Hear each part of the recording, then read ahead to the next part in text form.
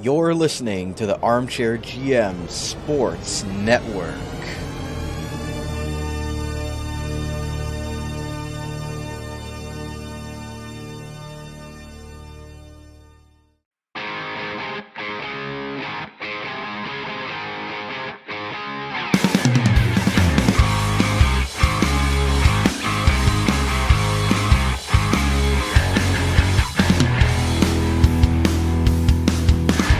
This is Rod Mahood, your in-game voice of the Niagara IceDogs, and you're listening to the Dog Pound Podcast on the Armchair GM Sports Network, your podcast source for all game analysis, team interviews, and up-to-date news regarding the Niagara IceDogs. Perlini!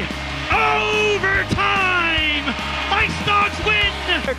They score! Verhage was also jamming away. It's a power play goal for the IceDogs. And they score!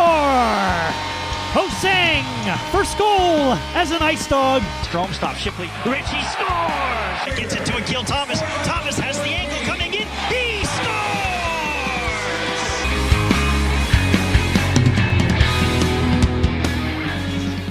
And welcome into another monthly recap episode right here on the Dog Pound Podcast, the official podcast of your Niagara IceDogs.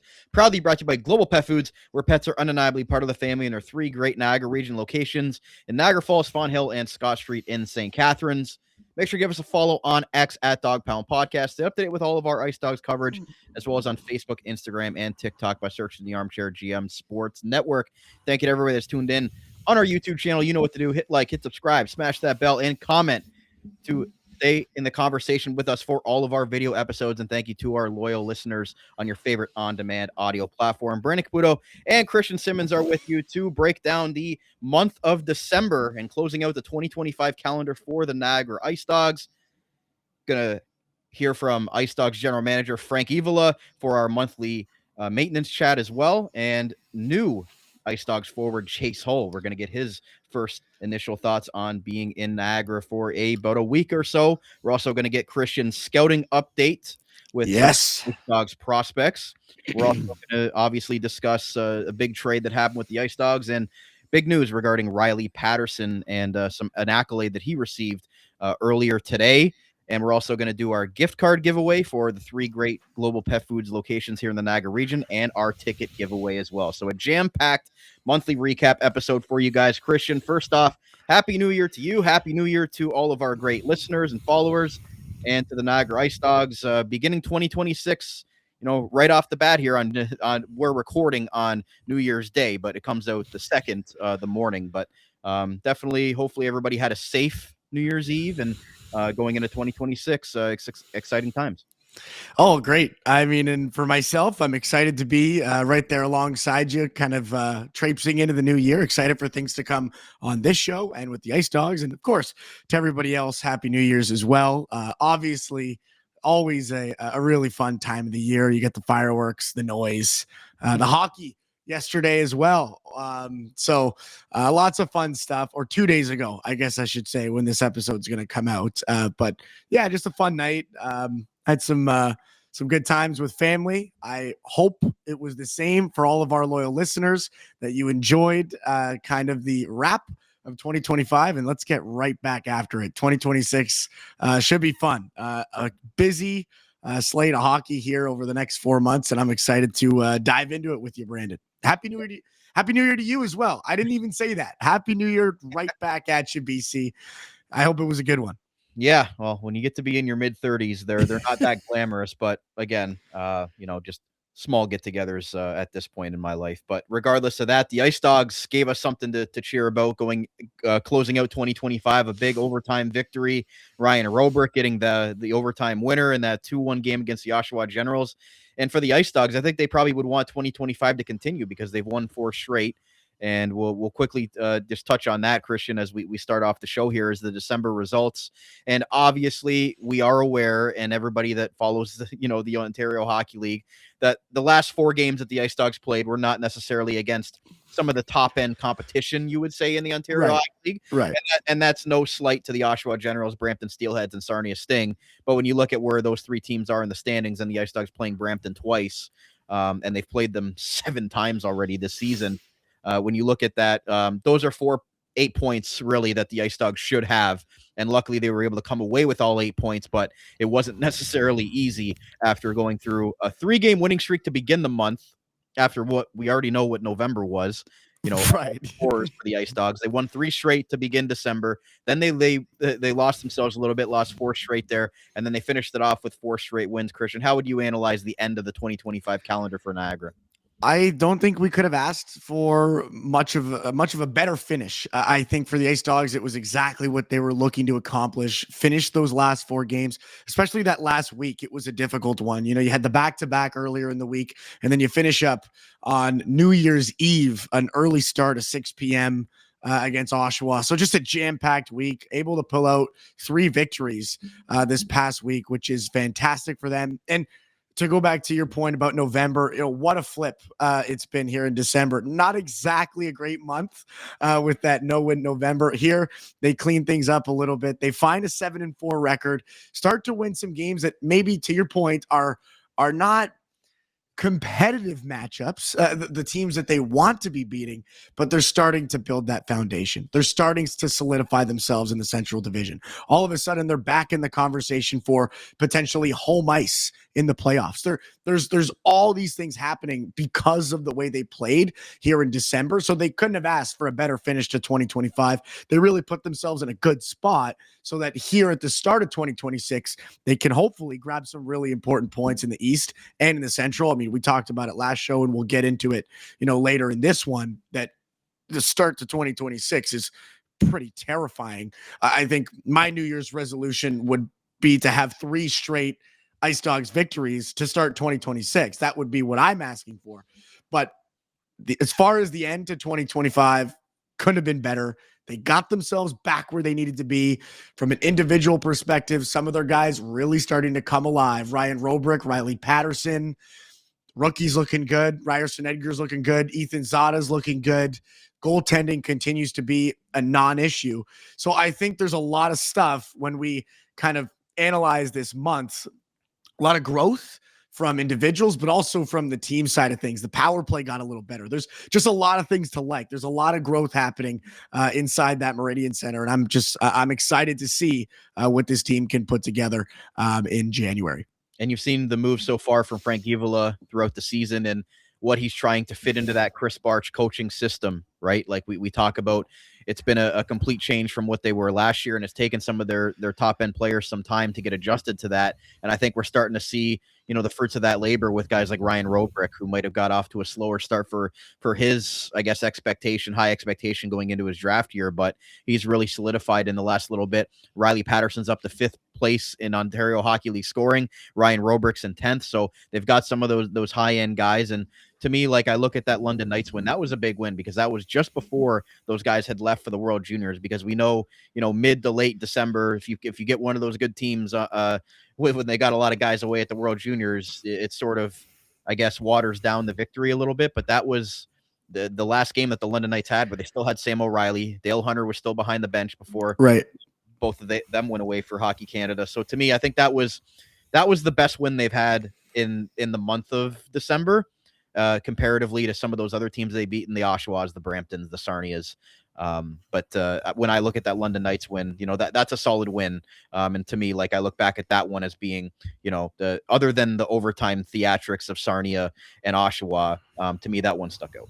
Absolutely. I think that's a great place to really kind of identify some value and some growth for this group. When you take on a team like London, it doesn't matter how many guys are still there. It doesn't matter who's behind the bench. It's the winning culture that they have in that locker room and in that organization that they look to win every game. They don't take any nights off. And when you have a team like the London Knights coming into town with one of your former superstars, Brady Wasselin coming back, Noah Reed playing against his old team, like so many storylines, and for them to, find a victory in that game was huge. But another thing I wanted to mention before we move on from December, that you look at some of these games that they lost, they were in them. And the Ice Dogs put together a really respectable slate of hockey in December. They fell to Flint. We have it up here on the screen so you guys can see it if you're watching on the YouTube version of this show. They lost to Flint by a score of 1, and it came down to effectively a third period where the Ice Dogs completely dominated that game. They came back. They were fighting hard. They were in that Flint game. They were in that Peterborough game. It was 5-2, but again, a third period that was competitive. You had a split decision on the score sheet. So for me, I mean, obviously, when you look at the box score and you look at the teams that you took the 2 points against, and to your point, Brandon, yes, technically we beat the lesser lights of the Ontario Hockey League is what I think Steve Clark likes to call them. But those other games that were maybe more important to win or against tougher matchups, they were in those games. It wasn't like an 8-2 loss or a 5-2 loss or a 5-1 loss. I think the Ice Dogs this month really had some positive moments in some of their victories, but even in some of their losses. I think there was a lot of positives to take from this month. A total role reversal from November. And I agree. I think the London Knights victory was a huge part of that. I mean, you start December after what happened in November with 3 straight losses, and one of them comes to the Memorial Cup champion. That's a character building victory. And I think, like you said, it really kind of set that foundation that they were able to take advantage of, as December progressed. So for me, top marks to the Ice Dogs in December, the coaching staff, everybody. I think, just top to bottom, you could really see, kind of everybody starting to gel. These guys are starting to get comfortable with each other. The new acquisitions are getting comfortable. So I don't know. I think I made a statement earlier in the season. I said something like, mark my words, the Ice Dogs at the end of the year will be at the top of the Eastern Conference. I'm going to revise it. I'm going to say competing for the top of the Central and in the top 3 of the East. If they continue to play the way that they are right now, I don't think that's too far out of grasp. Yeah, I mean, it's a bold statement, especially with the trade that they made, but we'll get into that a little bit. Of course. They're in the West, though. They're in the West. It's coming up, but I do think, other than that North Bay game, to me, like they were, as you mentioned, the Flint game's a one goal loss. Barrie's a 1 goal loss. Those are 2 of the top teams in all the Ontario Hockey League. In Peterborough, they scored an empty net goal. So right. To me, like every game other than that North Bay game on the 14th, like they had a really solid month there. And I think the coaching staff can't ask for much more from what you, as you mentioned, what was a very much learning November for them, and coming out of the December and going into the new year and upwards of the trade deadline. Like I think this team is playing some solid hockey, and they're starting to find their identity. Absolutely. And another thing that, Chris Bartsch has talked a lot about this year is winning series. He likes to look at this season in chunks of 7 games. You look at what happened in November, you don't even have to analyze it that way. They didn't win a single series. They got swept in November. If you take a look at what happened here, they started their month going up 3-0 in the series. Let's say the opposing team comes back, they lose in a game 7, and then they sweep the next series. Right. So it's a game 7 loss and a swept series. Can't ask for much better of a performance. I mean, obviously, you probably want them to find a way to win that Flint game, but they came marching back. They were right there. Goalie pulled. They were close. And, it's a victory for the coaching staff. It's a victory. It's growth. And that's exactly the way that I think, this coaching staff is going to look at this month. The management team, I can't imagine that they are anywhere close to standing on their own 2 feet. I would be over the moon with the way that this team played, after basically wrapping up December. So just really happy for me. I think as we kind of wrap up, taking a look at this schedule here, that was one more thing I wanted to add. Just the way that they found success in those 7-game blocks that obviously the coaching staff has really put some emphasis on. Absolutely. That's something that Chris Bartsch has said from day one of this season, those 7-game segments, and important there, as you mentioned, a 7-game series loss and a sweep. So a great way to look at the month of December there. Let's get to Niagara IceDogs general manager Frank Evola on our monthly maintenance segment, brought to you by Wild Bill's Auto Repair, helping customers stay safe and confident on the road in Niagara since 2012 in honor of the late William Robert Hunter. Here's what the Ice Dogs general manager had to say after a big trade earlier this week with the Flint Firebirds involving Captain Kevin He. Here he is. Obviously, a big trade today for the organization. How tough is it, Frank, to trade a captain, somebody like Kevin Heaney?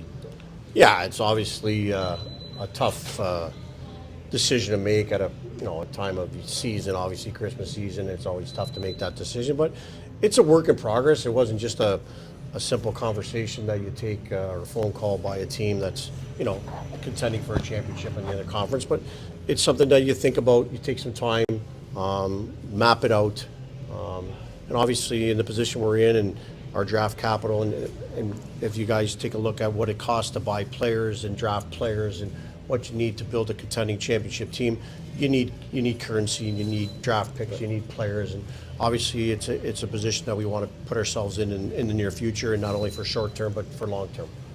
Absolutely, yeah. And as far as what you got back, can you tell us a little bit about the player that you got back? Yeah, Chase Hall's an energy type player. He brings a lot of speed to our lineup, which obviously Kevin added a lot of speed to our lineup too. But so I think he's got a lot of untapped ability there. He played on Flint's top six. He plays the left side, so it kind of fills a need. And I think he still has a lot of gas in the tank, and he's going to be counted on here to bring that here. So he's on his way tonight, and he'll be in the lineup tomorrow night. Okay. And as far as, big trades like this, is that all you need to do as far as bringing back more capital, or is there still some stuff on the table? Listen, at the end of the day, you're always working. There's not a day that I don't think about hockey. There's not a day I don't think about our hockey club. There's not a day that I don't try to improve our hockey team. And you got to stay on top of things as far as what's going on in the league and understand when it's a time to go, when there's a time to, dip your toe in. But at the end of the day, it's an opportunity for Kevin to, join a hockey club that's really contending for a championship, and it's in a different conference, and we don't have to see him, which is always nice, and got that out of the way last week. But Kevin's a quality human being, and it's discussions with Kevin and discussion with his agent, and it's the right thing and for both parties, and I think it's a good deal for both teams, and Flint's going to get rewarded, and we're going to get rewarded for sure. Frank, when you think about the long-term outlook of this, you know that Kevin most likely could be in the pros next year. So when you look at it, how do you think this makes your franchise better this season and then going forward?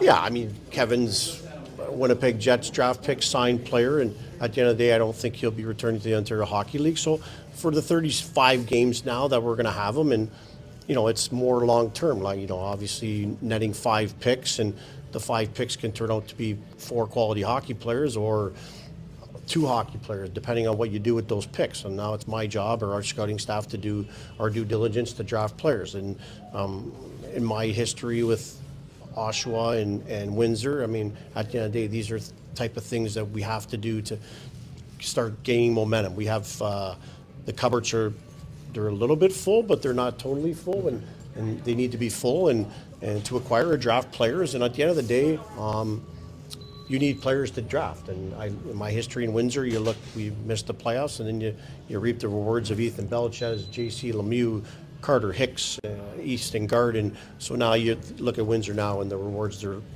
benefiting from that, and they have more in their stockpile, which allows them to be a contending team. And obviously they're going to do some things here in the next week or so, or 10 days. So it's try to follow a plan. I kind of have a plan in my head, and our coaching staff is doing a great job. And every day you're continuing to work. Tomorrow's another day, and we have a game tomorrow, and I'll be scouting, and Chase will be here tomorrow to report to work, and that's what we're trying to do.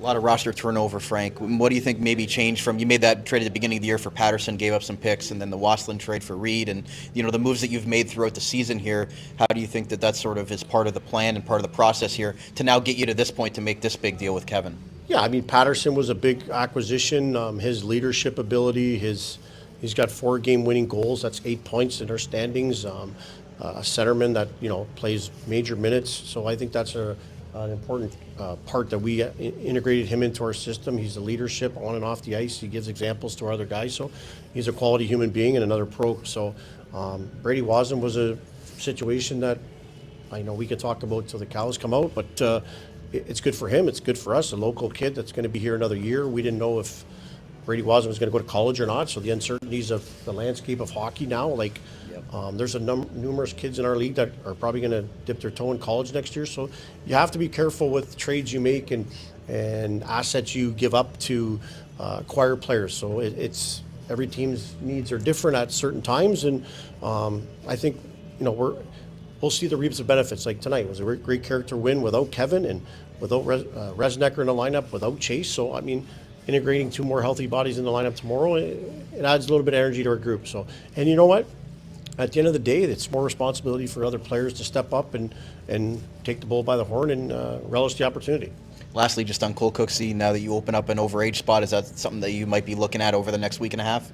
Yeah, I mean, I'm looking at a lot of options and a lot of different things that would help us, keep making a push for a playoff spot and keep our playoff spot. But you don't want to mortgage everything that you just got either. So it's got to make sense to our hockey club. Maybe a 06 player that might be here next year, or a 07 that's going to be here 2 years. So we're looking at a lot of options, and you just got to, make sure it's calculated and it makes sense to our group. So. There was Niagara IceDogs general manager Frank Evola on another installment of Monthly Maintenance. Christian, a lot of great stuff there, I think, from Frank Evola. A lot of transparency as much as he can, without giving away too much of his plan to the public there when you're still in negotiations and things like that. But really good thoughts there, and sort of giving us an idea of what the direction is for the team over the next week or so. Absolutely. And I think I love the way that you pointed it out. Just a lot of good stuff in there, a lot of encouraging stuff to hear from your general manager that, he's always working. This is not the final product. We can maybe expect to see some future moves, and the moves that he's already made have returned in some ways on their investment. You look at what Riley Patterson has done for this team. You look at Noah Reed, what he's done for this team. And now Chase Hall brings a whole nother aspect, what he's going to do, for this team, and what those draft picks are going to do for this team. Like, he's had a very successful season, I think, as a general manager. Of course, what do I know? I mean, I'm just a media guy, but to look at some of the moves and the way that they've paid dividends for this team, it's very encouraging. And then, when he talks about, having that plan in his head and, having a very clear idea of the identity that this team needs to have, it's really exciting, to hear something like that. And as far as the trade, Kevin He heading off to Flint, I mean, of course, it's difficult to unpack with, the limited time that we have on a show like this to really say, everything that you want to about, the player that you're getting and maybe the player that you're unfortunately saying goodbye to. And, I guess I could really quickly just say, that Kevin is an incredible hockey player. Flint is very lucky to have him, and Winnipeg will share that same level of thankfulness when he joins that organization as a professional, just day in, day out, the kind of leader that you expect to, kind of put your team, on his back. And he did that here in Niagara. He's going to go do that in Flint. He's going to be a great player for that team. As Frank mentioned, a team that's looking to compete in that Western Conference and really chasing, an OHL championship this year. So a great move for him, puts him into a situation where, he can really add some value to a team that's becoming dangerous in the West. And for the IceDogs, for us, it's again, a bittersweet moment. You say goodbye to, a guy that's been, almost the heartbeat of the Niagara IceDogs for the last 3 years. You can't say, the Niagara IceDogs and not have Kevin He somewhere in that sentence. He's been a huge part of this organization for, half a decade. Or the better part of half a decade. And now, he's moving on, but, coming back the other way, a very talented young player in Chase Hall and all kinds of draft capital that this team is really going to need. And, when we talk about what this trade is going to do and, the return on investment, as hard as it is to say goodbye to a guy like Kev, as Frank alluded to, that's a player that's not going to be in this league for very much longer. He's a very talented young man. He could very easily be playing in the American Hockey League next year, maybe even ready to make that jump to the NHL next season, with the kind of speed and game-breaking ability that he has. So you have to think about this, from a long-term play, and I think that's exactly what this trade has done. It's put the IceDogs in a spot where they're going to be protected. If Kevin He, Ryan Robrick, Riley Patterson, if all these guys end up being either professionals or collegiate hockey players next season, we're in a spot where we can start to add some padding. There's breathing room because you have that draft capital, and whether it's used on draft boards on draft night or if it's used in other deals, I think this trade, it's going to pay dividends an incredibly valuable trade on both sides. Of course, really, really sad to see Kevin go. But and of course, Darcy DeWatcher as well, a player that we've had here in Dog Country for a while. But I just wanted to kind of get that out. Obviously, sad to see Kevin go, but I do think, in the grand scheme of things, this trade is exactly what we needed here. Kind of recoup some of that draft capital. And I think Frank is right on the money in the way that he, communicated that to us in that interview. He was, very well communicated that, it's an ever-changing league. You look at what Windsor did, to his point. They were a bad team for a certain period of time, and now they're reaping the rewards, and it's because of draft capital. It's the cycle of junior hockey. This is how it works. Unfortunately for Kevin and for the Niagara IceDogs fan base, they're going to have to say goodbye to, a massive part of their family. But this is the way business is done, and I cannot commend Frank enough for this trade. I think it's exactly what we need. Yeah, and you have to take the emotion out of it too, right? Because obviously Kevin being a fan favorite here in Niagara, as you mentioned, came here as a 16-year-old, tied Akil Thomas for 16-year-old goal record before Ryan Robrick broke it the next year. He became their first drafted player since 2019 with Phil Tomasino, really breaking through that glass ceiling after what were some very tough years for Niagara. And Kevin as you mentioned, was really a bright spot and a mainstay for this organization through a lot of tough times. And now signing his NHL entry-level contract. He's been through a lot here. And again, when you only really have 35 games left, you want to give him an opportunity to go for an OHL championship. And if Frank Evola, everything that you've mentioned about the draft capital and, maybe this isn't the final move. Maybe we'll see another move by Niagara here for some value. But, with the NCAA, agreement, it's really changed the way teams look at their windows, right? Because your window might go from 3 years to 2 years or 1 year, depending on what type of players you have in your organization. So I think this type of move, again, I know some people are confused as to what exactly the plan was when you acquire Patterson at the beginning of the year, but he's obviously been fantastic for the team.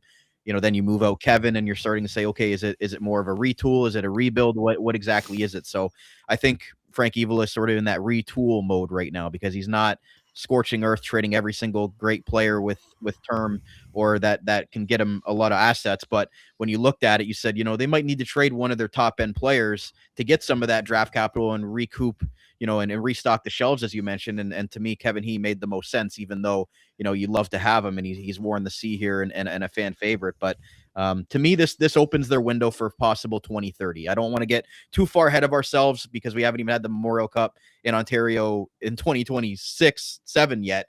But when you look at it, that could possibly be a window for 2030 where you've got a lot of draft capital to use at your disposal. So I look at this deal and I got to give Frank Evola a lot of credit for being able to make a deal like this. And obviously Flint, they're going to be going for it this year. It might not be the last move that they make. So, I just think that all the factors playing into it and looking at a lot of options. He keeps saying within the next week or so, the trade deadline being next Friday, the overage deadline is next Thursday. They've got an overage spot, but he keeps saying that it wouldn't make sense for them to just give away all the picks they just got because then it's why didn't you just Kevin in the first place? So I think he's got the right mindset of how he's going to, just steer this ship in a little bit of different direction, not completely go the opposite direction, but continue to have them be at least a playoff team that can get some more experience this year and then maybe make a deep run in the next year or two.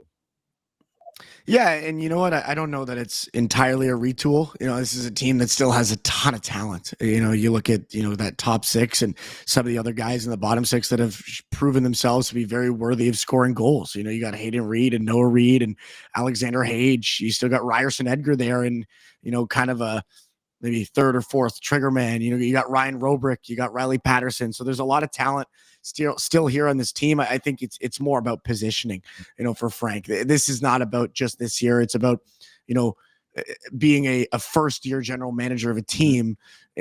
I would guess, again, I'm not a general manager, and I want to make that very clear. Like, right. And for me to, yes, for me to assume and to assume that role, if I was in Frank's shoes, if I was hired by a team to come in my first year of business and I completely blew it up for 1 year, went to the, second or third round of the playoffs and did not get a championship, I would probably be questioning my decision making. He's doing something here where he's solidifying his future. He's giving the coaching staff that he's selected an opportunity to grow, with a certain set of players and find success. If you take a team that's been playing together for 4 or 5 years, a team like London that has a guy like Dale Hunter behind the bench and a guy leading the way like Sam O'Reilly, and there's a real culture that they have there. Niagara has to be able to do the same thing. At some point they need to be able to build a culture. And I think that's what Frank is looking to do here. He's looking to build a culture. And that comes with not just success this season, but giving his coaching staff and giving himself the best opportunity over this next 4 to 5 year window to really start building a culture here in the Niagara region, giving the players that come into this organization an opportunity to be successful. And I think that's going to really start to move that needle and really make this team dangerous over the next, 4, 5, 6 seasons in the Ontario Hockey League. So it's not just about this year. Absolutely. We have a talented team this year, and nobody is counting the Ice Dogs out, but there's also, a long game. There's a long game to being a general manager. And as hard as it is for even myself to be able to kind of step back and take a focal point of, kind of a leader of an organization like Frank, when you try to view it in that light, that he's making moves, for 2, 3, 4 years down the road, this makes so much sense. And I think it's a great move. It had to be done, of course, bittersweet, but I like it. I think it's going to build that culture. You're going to start to bring in some young, talented players, with those 2nd, 3rd, 4th, 5th round picks. And, with Riley Patterson and Ryan Roberk and even Kevin He kind of laying that foundation of success here in Niagara and really letting Chris Barch and that new coaching staff kind of get, their feet wet, when they start drafting these young men, in the next couple of years, there will be a culture for them to join. And I think that's the goal, is to completely flip the Niagara IceDogs culture on its head after the last couple of years here, in St. Catharines. And that's what they're doing here. They've completely changed the landscape. They're giving themselves an opportunity to be successful in the long run. And I think it's best for everybody involved. More responsibility for other players to take the bull by the horns was one last quote that I wanted to talk about there. Again, a lot of talent, a lot of guys that he's brought in, guys with NCAA commitments. We talked about how much turnover there was on the D-core in the bottom 6. So again, a lot of opportunity for some guys and even some younger players like Ryerson Edgar, their first round rookie, 16-year-old. You expect him to kind of make that jump. Kevin He sort of took him under his wing there for the first couple of months, maybe knowing that he wanted to do that before he left. So again, it's nice to see that torch being passed and also the captaincy torch being passed to Ethan Zada.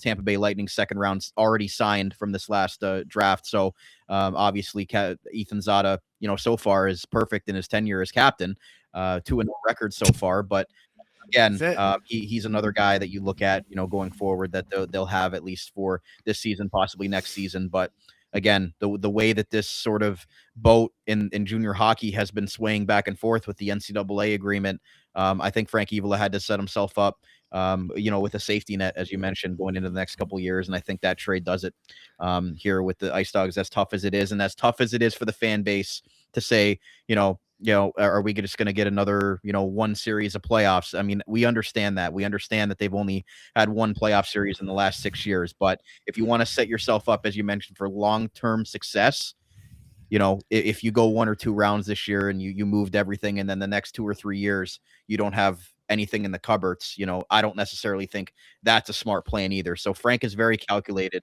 in everything that he's done so far. Yeah. And it's as simple as this. You can make it really simple. It's a straightforward equation. I'm turning into a math teacher on the show. I feel like I love these equations. But if you are going to be a successful junior hockey organization, what do you need? You need players. Where do players come from? They come from draft picks. Draft picks. I don't know if that's news to anybody, but for me, it's pretty straightforward. So it makes sense. If you want to be a successful team in the future, you need draft capital. You need to bring young players into the fold. And maybe now, so more than ever, because of that NCAA agreement, if you have, more young talent coming into your organization, you put yourself in a better spot. The more guys that leave to NCAA, if you have more remaining players that are still talented, gifted, young, with a future that can help your team win hockey games, you put yourself in a good spot. If you have a limited stack of assets and you lose 2, 3, 4 players, then all of a sudden you're in a difficult spot. And we saw that with, how some of these teams got gutted, over the last year or so in the Ontario Hockey League. And I think that's what Frank's doing. He's saying, you know what, I don't want to be like that next year. I don't want to be like that 2 years from now. I want to make sure that we continue to be successful. And this is how we're going to do it. We're going to get the draft picks that are required. We're going to put ourselves in a good spot. Absolutely. So we'll see if GM Frank Evola makes any more moves, even maybe before the next time this episode comes out. We'll see. Well, we got 24 hours. We've had some bad luck with that on the show over the years. Not just regardless of that, we'll have to wait and see what next Friday brings for this organization. Before we get to our break, again, make sure to comment either on the video episode or on the episode post, or DM us your favorite Ice Dogs moment so far of the 2025-2026 season through the first 3-4 months or so of this season, as the calendar now turns to 2026, and you'll be entered in a giveaway for our Global Pet Food Niagara gift cards. 3 $25 gift cards will be given out, one for each of the 3 stores here in the Niagara region. Again, your favorite Ice Dogs moment to you fans out there. With that said, we're going to take our commercial break. We're going to come back and we're going to discuss January's outlook. We're going to look at Chase Hull. We're going to hear from him in his first week, his thoughts, first week as a Niagara Ice Dog. We're going to do our ticket giveaway as well, and we'll have Christian's scouting update as always on the monthly recap. So stay right here. We'll be right back on the Dog Pound Podcast, the official podcast of your Niagara Ice Dogs. Right back after this. Did you know that the global pet food stores in the Niagara region are all independently owned by members of the local community? We believe that pets are truly part of the family and are a source of joy in everyday homes around the world. Yet that living, loving experience usually doesn't happen all on its own, but takes extra effort to create and maintain. And we want you to know that the owners and staff at Global Pet Foods are always there to help you keep it going any way we can, because we believe. Proud show sponsor of the Dog Pound Podcast, the official podcast of the Niagara Ice Dogs. We hope to see you at one of the following locations across Niagara: 3643 Portage Road in Niagara Falls, 160 Highway 20 in Font Hill, as well as 400 Scott Street in St. Catharines. Global Pet Foods, where pets are undeniably part of the family.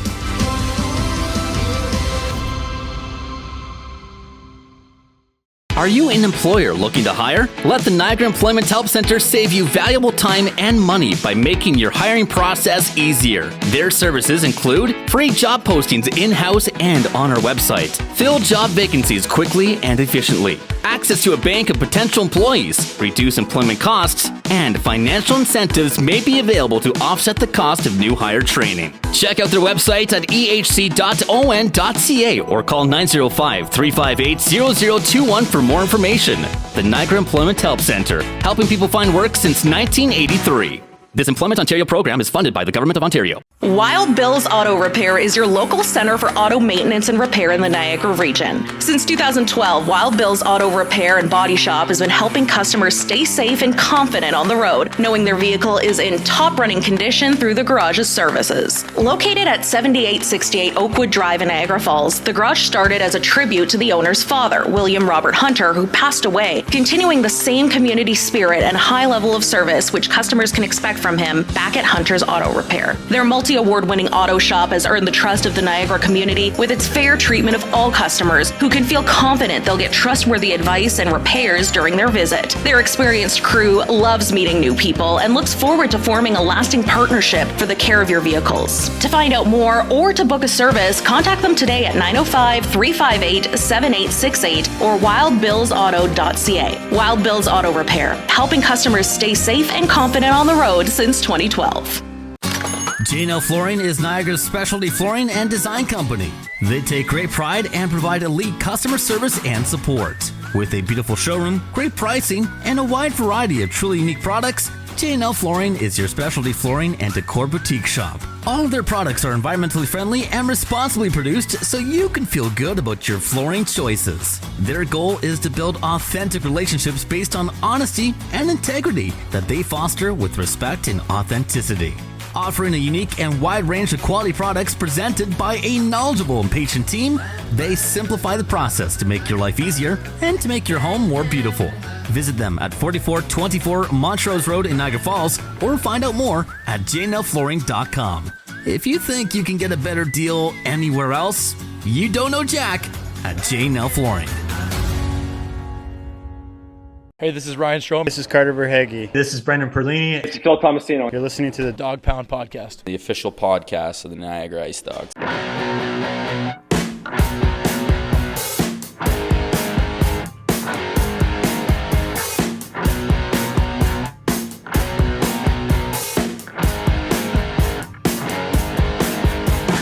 And welcome back to part 2 of today's Dog Pound Podcast monthly recap episode for the month of December 2025, right here on the Armchair GM Sports Network. The Dog Pound Podcast is the official podcast of your Niagara IceDogs, proudly brought to you by Global Pet Foods, where pets are undeniably part of the family, and are 3 great Niagara region locations in Niagara Falls, Scott Street in St. Catharines, and in Fawn Hill. Make sure to give us a follow on X at Dog Pound Podcast. Be up to date with all of our Ice Dogs coverage, as well as on Facebook, Instagram, and TikTok. And thank you those that are tuned in on the video version on YouTube. Make sure you know what to do. Hit like, hit subscribe, smash that bell, comment.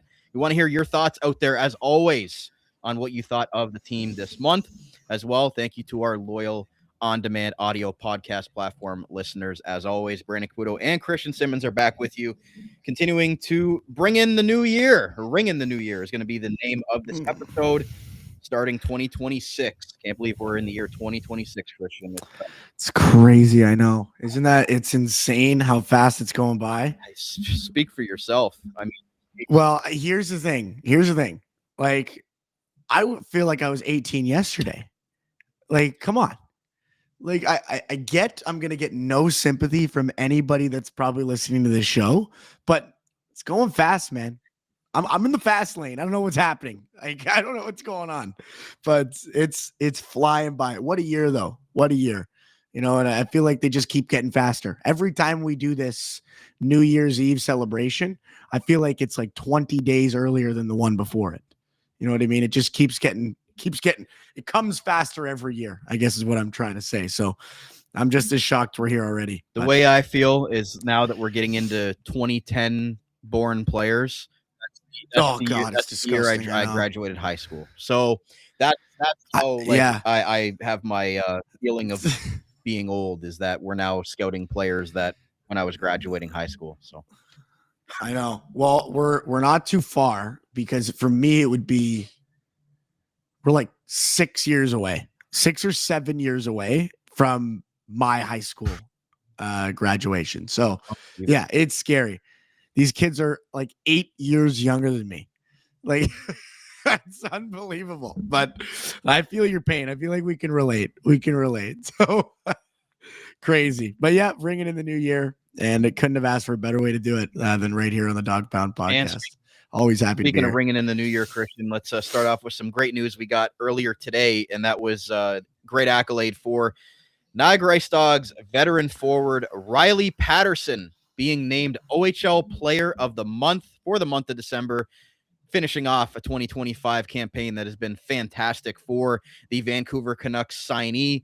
11 games played this month, 9 goals, 10 assists for 19 points, a +7 rating, and 3 game-winning goals as well during that stretch. Christian, he's been everything and more for this team since coming over from the Barrie Colts, that early season trade from Frank Evola within the Central Division. And I think Riley Patterson's been worth every draft pick and then some with what he's done for this team. 5th in the league in points, and continues to be an offensive catalyst and also a go-to guy in the faceoff dot.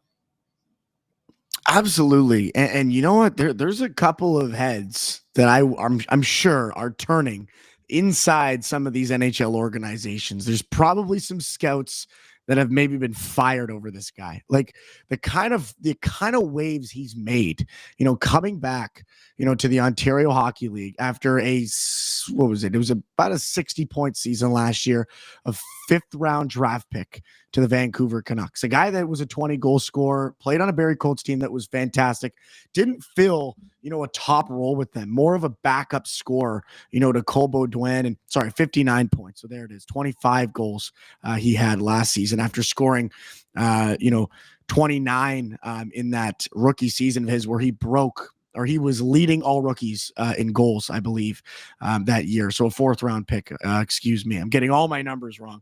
But just a growth and a step that I don't think anybody really saw coming, with Riley Patterson. And I'm just happy he's doing it here, in Niagara, because God's been watching over us, absolutely lucky to see, and to have, a guy like that producing the way that he is up there with some of the best in the Ontario Hockey League, and really happy for him. I think he deserves it. He works hard every day, shows up to the rink, a true leader, in that sense, a real voice in that locker room, the way he carries himself on and off the ice. So a guy that deserves everything that's coming to him, and just really happy to see, the way that he's playing. And I'm sure Vancouver's happy. He's got to be happy. The coaching staff is obviously happy, and he's really turned himself into quite the dynamic, machine, for this Ice Dogs team. He's shooting, he's scoring.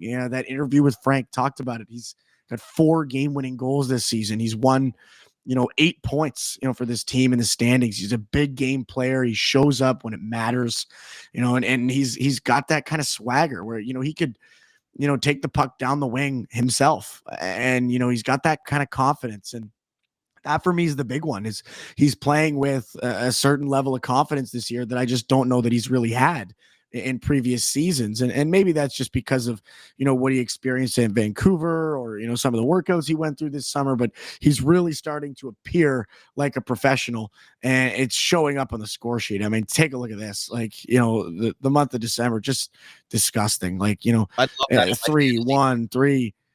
Yeah. That right there is fantasy GM's either best friend or worst nightmare. He had he had 2 games without a point in December, just 2 of them after that with 1 point.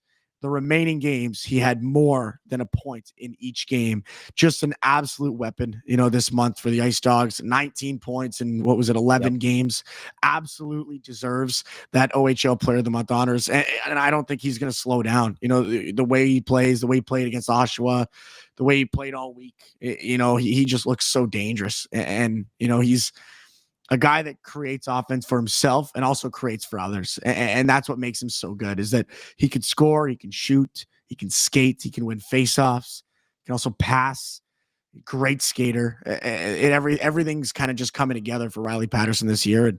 And, thank the Lord and heavens above us that, he's wearing an Ice Dogs jersey this year and not a Barrie Colts jersey, because I definitely would not want to have him doing exactly what he's doing here for a Central Division rival in the Barrie Colts. So we're very lucky. And him and Ryan Robrick seem to be attached as of late, and head coach Chris Barch seems to be putting them together, and they've developed quite the chemistry. Again, the third man on that line has sort of changed. Hayden Reed has sort of found a role there, being, a grinder type of player that goes in the corners, gets the puck for those guys, very solid and responsible 2-way winger. So we'll see if he's sort of a mainstay there, or maybe a move's made. We're not too sure. But when you look at, we've got the player stats up on the screen for the Ice Dogs for this month, or overall, excuse me. Riley Patterson and Ryan Robrick, they're in the 40s. And then after Kevin He was moved, the next closest is Ethan Zada at 24. So when you talk about wanting some more depth scoring from this team, again, it's been a little bit more encouraging as of late, but right now it's Patterson and Robrick that are really leading the way. Absolutely. And you know what? Because they're doing such a great job, it's taking the pressure off the rest of this lineup. Robrick has also really come to life. He's on a 9-game point streak, something that we haven't really talked about. Scored that overtime winner against Oshawa. Just a gorgeous goal. Beautiful goal. And he's starting to look like that top 5 pick that, we all know that he is. He's showcasing that Ryan Robrick talent. He's been just as good, maybe even, on the same level, maybe even a little bit better than Riley Patterson here over the last 10 games, just really starting to show, why he's such a highly touted young prospect, scoring goals at will.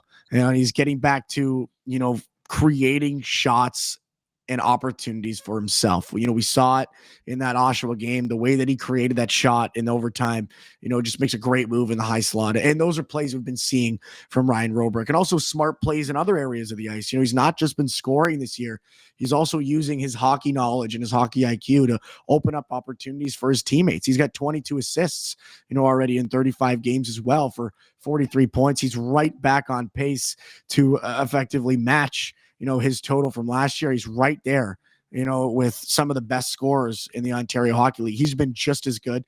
Ethan Zada as well, another guy that you got to give credit to. He's got, I think, 5 goals in his last 5 games, something like that. So he's also starting to come to life. And, with that captaincy on his sweater, is, really started to find some success as well. A guy that, again, we've talked about it a couple of times, just been scoring like crazy this year. Had that great start. I think he was up to 7 goals, early in the season, and just like the rest of the team, kind of fell asleep a little bit there in November because the offense just wasn't there. But he's starting to come to life again as well. And now you bring Hayden Reed, up to the top line. You got Chase Hall, joining this team. So there's a lot of things to like offensively. But to go back to Riley Patterson and Ryan Robrick, those two, like you said, join at the hip. They've been inseparable. That's a top 2 that are probably going to find themselves on each other's wings for probably the remainder of this season. And they're really starting to light it up. Yeah, and just quickly touching on the last lineup, I mean, they started out with that checking line of Reed, Galianov, and Smith. But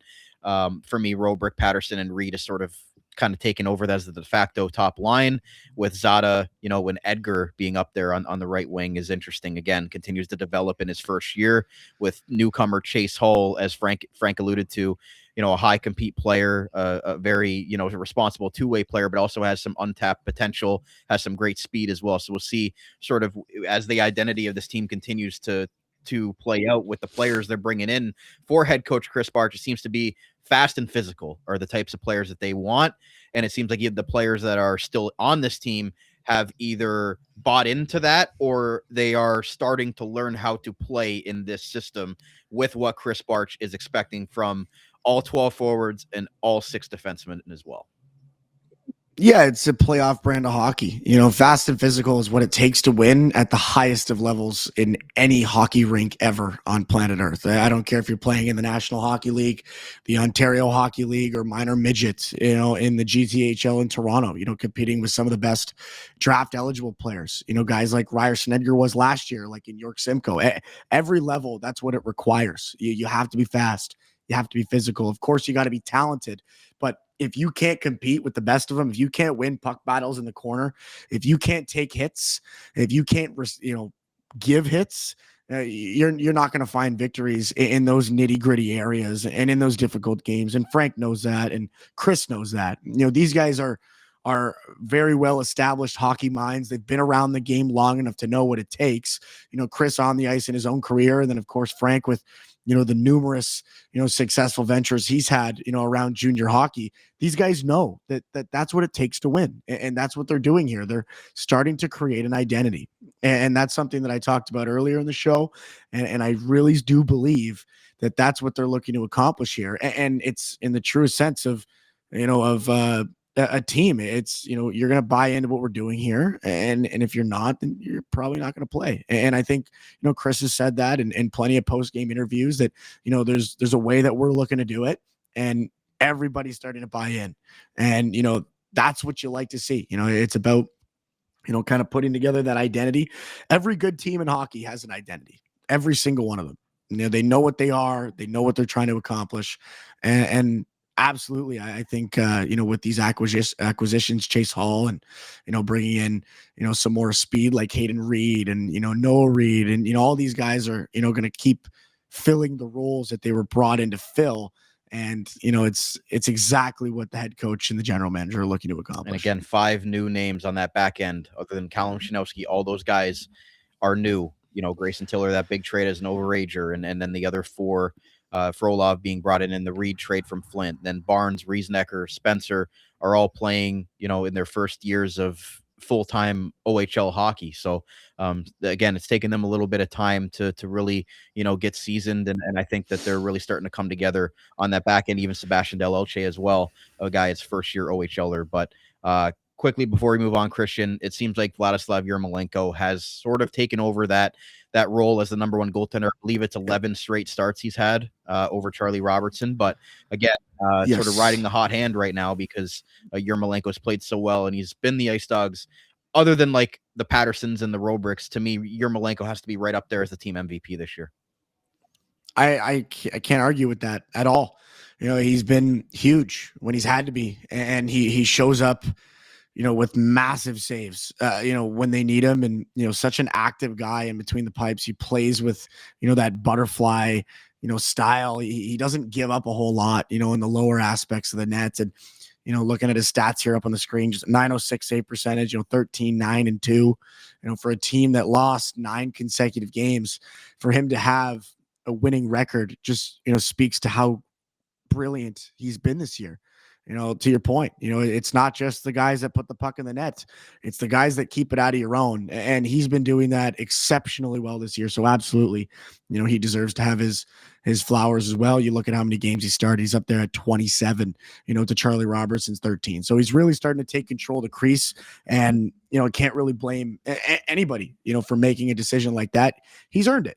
He's played himself into that role, and that's how it works. If you play well, you get rewarded. You keep playing well, you probably continue to play, and that's kind of where we're at. And not to say that Charlie Robertson isn't a great goalie. I think he's also played well this year. He's been kind of a mature, seasoned veteran goaltender that's probably been a huge help, to Vladislav Yermolenko being in his first year here in the Ontario Hockey League. So I think, they got a nice tandem there on the back end for sure. But absolutely, Yermo's been spectacular. It's tough when you're not playing games, right? And you want to see Charlie Robertson get back in the net because you need to, again, not be not game shape is a lot different than practice shape, right? So you want to see him some for reps sure and get into some games, even on back-to-backs. I know they got a couple of long road trips coming up that we'll kind of close out the show with. So you'd like to see Robo get a couple of starts there. But again, Yermolenko, he's been so good, as you mentioned, for the Ice Dogs this season that it's hard to take him out of that crease right now. And shout out to Matthew Humphreys, who returned for the Oshawa Generals last night, I guess, or 2 nights ago, if you're watching this on Friday, and played for the Generals. And, again, was traded earlier this season because the Ice Dogs really believed in Yermolenko and Robertson, at least for this season. But definitely the goaltending, I don't think you can ask much more from them so far through 2025 going into 2026. With that said, our ticket giveaway, our code word is resolution. Obviously, going into January, a lot of people have New Year's resolutions. I don't have one yet, but neither do I. We gotta work maybe on get that. Some more sleep. Maybe get my 8 hours, because there's times where I'm up late editing or putting something together, and those 8 hours of sleep are definitely key. And even some of the players said that for a segment we're going to put out that Christian did during the post game skate there. So look out for that. But again, our code word is resolution. Make sure to DM us, and you'll get in on our Ice Dogs ticket giveaway for a game of your choosing for the month of January. With that said, Christian, let's go to Chase Hull, his first interview here on the Dog Pound podcast, his first week here as a Niagara Ice Dog. And as always, that's brought to you by the Niagara Denture Clinic, creating natural smiles in the Niagara region for over 25 years. Here's what the newcomer forward for the Ice Dogs had to say following the New Year's Eve game and victory over the Oshawa Generals. Back in the post game with new Ice Dogs forward Chase Hull. Chase, first off, welcome to Niagara. It's been less than a week here, but how are you getting accustomed to a new locker room and a new country here too? Yeah, I'm loving it, honestly. Great guys. Can't say anything more about that. Had a good group in Flint, but I mean, this is just awesome too. I love it. So yeah. And obviously you have some familiarity with Frolov and Hayden Reed for a short time there before they got traded from Flint down here to Niagara at the beginning of the year. Was it nice to sort of see a couple of familiar faces to make the transition easier? Yeah, no, it was awesome. I mean, I got to know him a little bit at the start of the year in Flint, but definitely easier to make the transition. So yeah. Did you play against anybody in that room growing up, maybe in minor hockey or anything that you already had a previous relationship with? Yeah, no, I'm sure I've played against a lot of those guys, especially the 07 group. I played with Rubric in the Team Ontario, yeah, I think that's it. How has Chris Barch and the coaching staff, what are they kind of expecting from you as they start to integrate you here and getting more practices, getting you more familiar with what they're looking from you to bring on the ice? I mean, they said to me they wanted me to keep playing with my pace and my speed and all that kind of stuff, and just keep playing how I was playing in Flint, they think that that's going to be good. What is kind of the play style that makes you most successful, and what are you hoping to bring to this group, coming from a group in Flint that had a lot of success? I think I bring like hard-working play style, hopefully some skill, playmaking, and goal scoring, obviously. So yeah. How have you thought of the first couple games here? Big win tonight. Played a couple games against Brampton as well. Your first game was there in Brampton, meeting the team there. So what was it like to get back here and see this crowd on a New Year's Eve, and just everything that came with a big overtime win tonight? I mean, honestly, it was awesome. Great crowd, awesome arena. That was Susanna. Awesome. I love the fans here. Great people, and awesome way to win on New Year's Eve. Just top it off. Great game. Talk about Yermolenko back there for you guys. How much confidence does he give you as a new guy coming in, knowing that you guys have a goaltender back there that has really taken the reins and been a great starter for you guys and giving you a chance to win night in and night out? Awesome. I mean, like, every team needs a great goalie to succeed. So, I mean, that's what we got here. So I think it's great.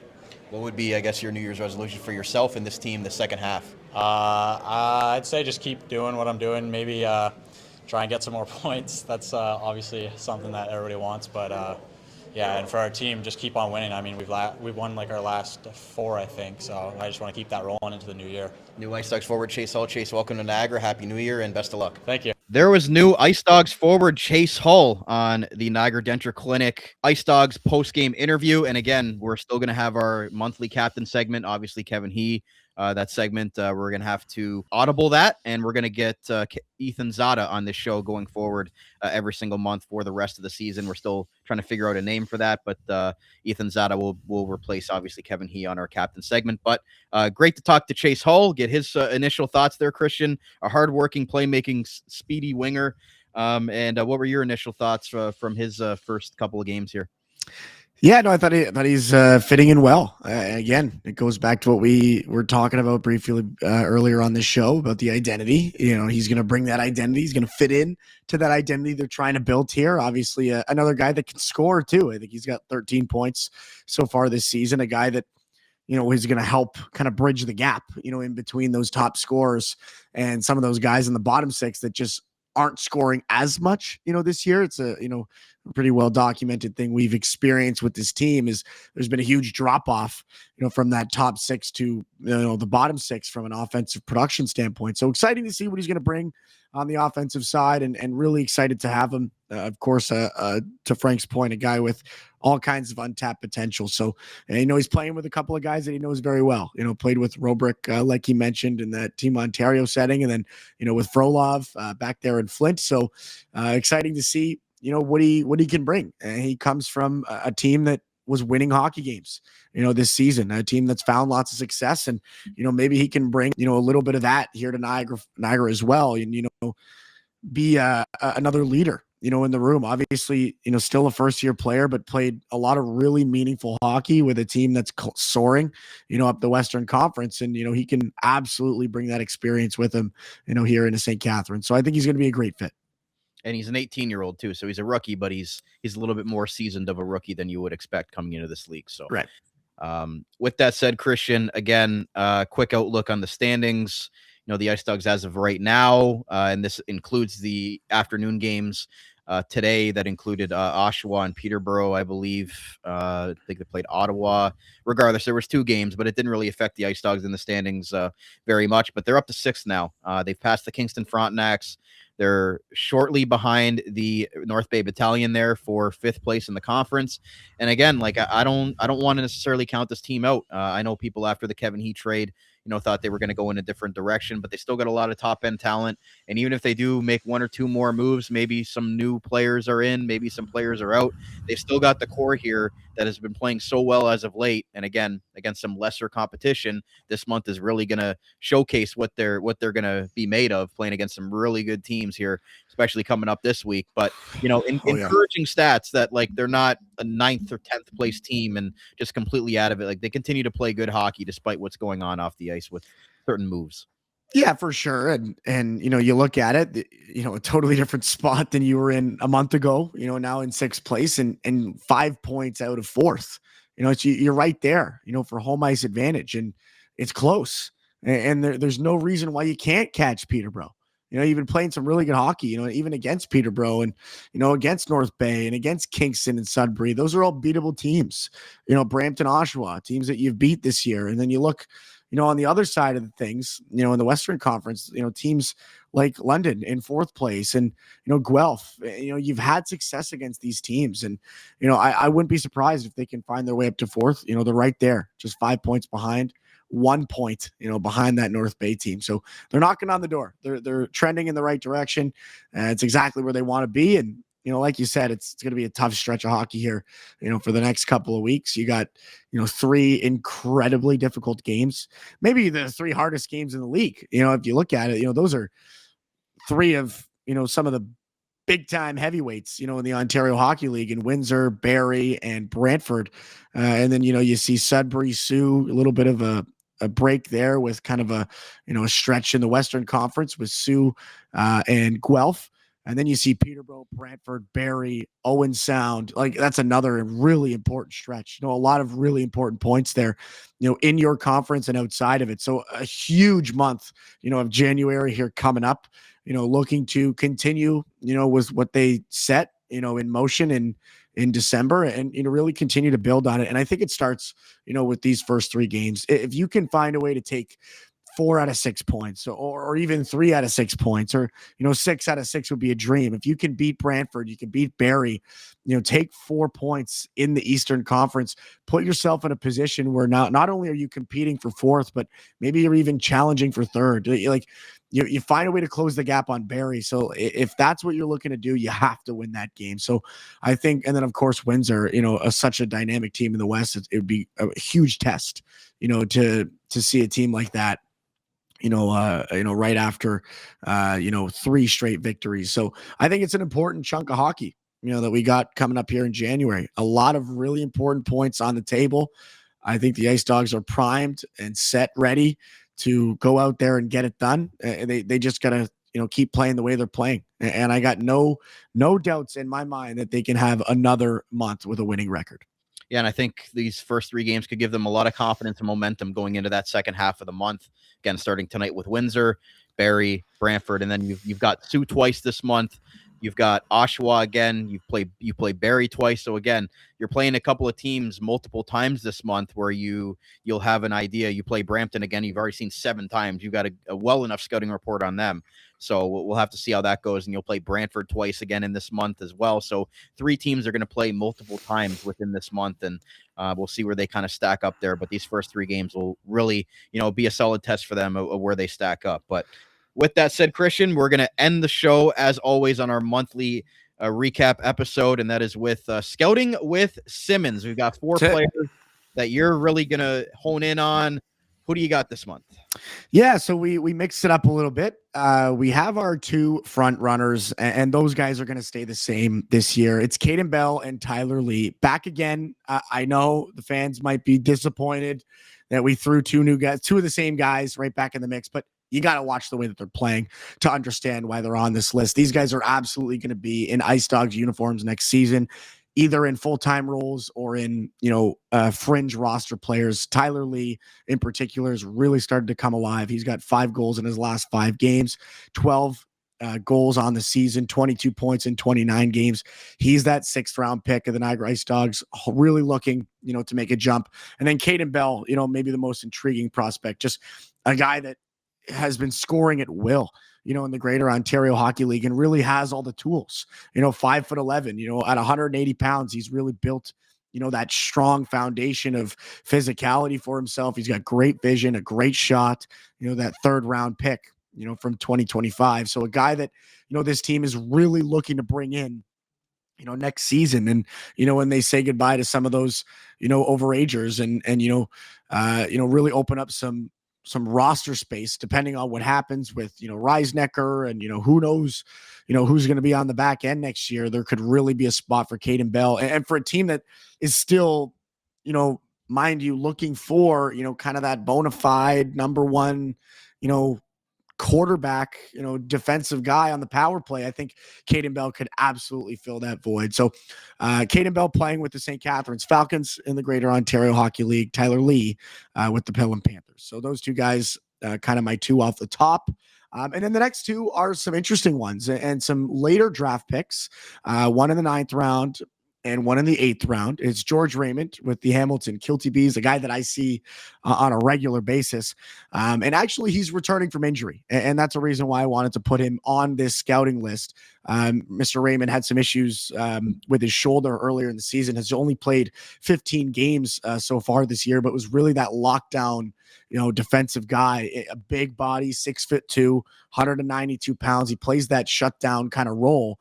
And with a guy like Caleb Shanowski and the way that he plays, shutdown hockey, you see the value of a guy like that. And George Raymond is a guy like that. He plays the same way.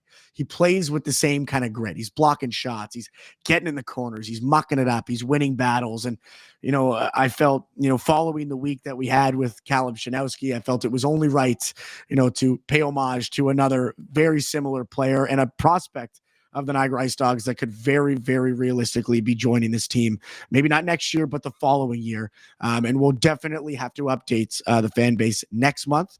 But I have heard from everybody that I know in my Greater Ontario Hockey League network that he is going to be returning to action at the start of the second half of the season. So we'll see him this weekend in Hamilton and really get an idea of how he's progressing. But in that first 15 games, let me tell you, he was looking really good. And it's an exciting idea, to have a young, talented and physical, young prospect, coming up on the backside. And then for Justin Flora, my fourth and final pick, a guy that's, an offensive talent and, a little bit undersized at 5'8", 157 pounds, but boy, is he talented. And, he's really shown that with a team, for lack of a better term, that's not very good in the Welland Junior Canadians that have found, real difficulties to win hockey games. And he's given them a chance every night, a point per game player in a very difficult league, to find points as a 16-year-old at that size to be creating the way that he's creating.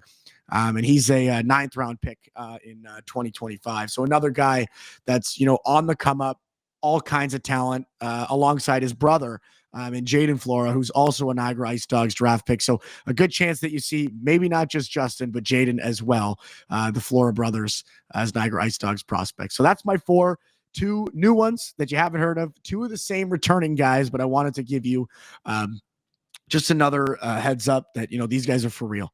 And I see Caden Bell and Tyler Lee, filling some voids, next year. And for Justin Flora and George Raymond, maybe some sleepers, some underdogs, some guys that, you don't see, on the front page of some magazines, but when you flip through and you kind of read through some of those stats and, what they're doing for some teams that are, struggling, in the Greater Ontario Hockey League and the roles that they're filling there, they're playing a lot of really meaningful hockey and really kind of putting themselves on the map with myself. And I'm sure with, the rest of the Niagara IceDogs organization.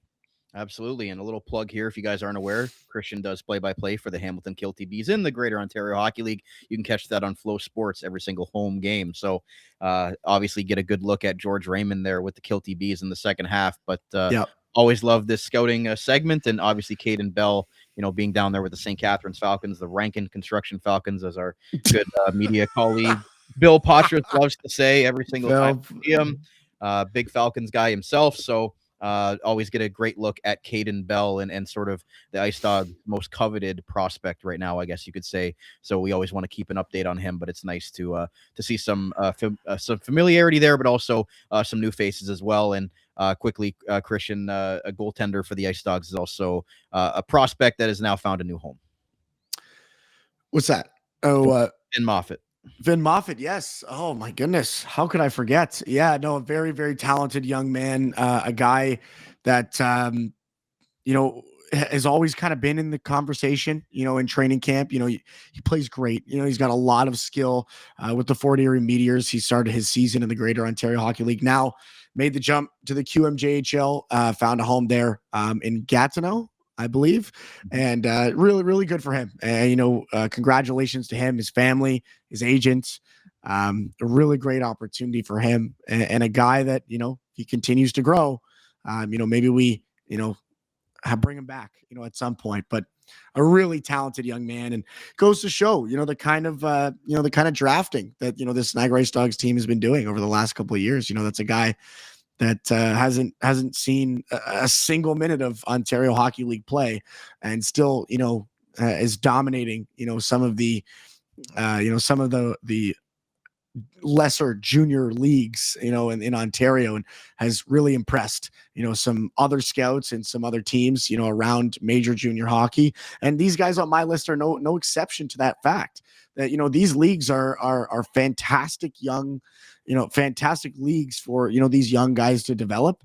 And that's exactly what Finn Moffitt did. He spent a couple years with, the Fort Erie Meteors and a great program out there under, the Pissarro brothers, and, learned a ton, I'm sure learned a ton from training camp, under, Ryan Ludzig. And, now he's going to, fill a real role for, a QMJHL team. So congratulations to him. But I guess that wraps it up for the scouting with Simmons. Great way to end our monthly recap episode, as always, checking in on the Ice Dogs' future prospects you might see in the lineup going forward. So, Christian, final thoughts as we begin the calendar of 2026 here in January. Yeah, I got to figure out what my New Year's resolution is. I think that would be kind of my final thoughts. But, all jokes aside, hockey related, really important month. We talked about that. Really important 3 games to start January. So I hope the guys are rested. They enjoyed their New Year's Eve, their New Year's Day, but it's time to get right back to work. 2 days from now, you're seeing one of the best teams in the Ontario Hockey League in the Windsor Spitfires, or not 2 days from now, tomorrow. Tonight, sorry. Yeah, when this is going out. So the game it'll actually be almost over by the time this show goes out tomorrow night. But yeah, just really important start to January. Hope we can, kick it off with a couple of big wins. And for myself, just, happy to kind of be, ringing in the new year, here on the podcast. Always exciting, 2026. So hopefully some new beginnings, and excited to see what we can do here on this show and, on the ice for the Niagara IceDogs, what kind of success we can expect in the near future. Absolutely. And again, we'll be back to break down whatever happens following the trade deadline. We'll hopefully hear from Frank Evola as well after that happens next Friday. And we'll see what the Ice Dogs roster looks like after that. But again, still some very important games up until next Friday for the Ice Dogs within the Eastern Conference. So that's going to wrap it up for a jam-packed monthly recap episode for you guys. Hopefully you enjoyed it. We put a lot of work into our monthly recap episodes, and again, with our great giveaways. Thank you again to the Ice Dogs for the ticket giveaway, and as well to Global Pet Foods' 3 Niagara region locations for the gift certificates that you can win by listening to our show here, and for being a great sponsor here of the Dog Pound podcast. Again, as always, brought to you by Global Pet Foods and their 3 Niagara region locations in Scott Street and St. Catharines, Font Hill, and Niagara Falls. That's going to wrap it up for this episode of the Dog Pound podcast, the official podcast of your Niagara Ice Dogs, right here on the Armchair GM Sports Network. We'll talk to you guys again next week. Thank you to our loyal audio listeners and those who watched us on demand on YouTube. For Christian Simmons, my name is Brandon Caputo. Have a great start to your 2026, and we'll talk to you again very soon. You're listening to the Armchair GM Sports Network.